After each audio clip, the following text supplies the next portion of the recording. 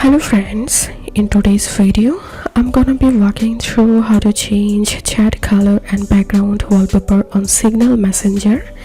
But before getting started this video, make sure to subscribe. How to do it: so open your Signal Messenger app and tap on this three dot icon to the right hand corner and tap on settings, tap on appearance and tap on chat color and wallpaper.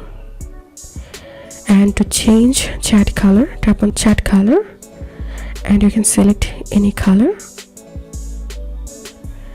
And to reset chat colors, tap on reset chat colors and you can select reset default colors, or you can select reset all colors.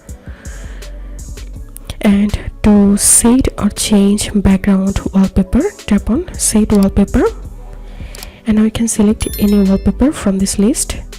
Also, you can upload a wallpaper photo from your phone gallery by tapping here. And to reset wallpaper, tap on reset wallpaper. So that's how you can do it. If this video helped you, give a thumbs up and please consider subscribe to how to do it. Thank you for watching.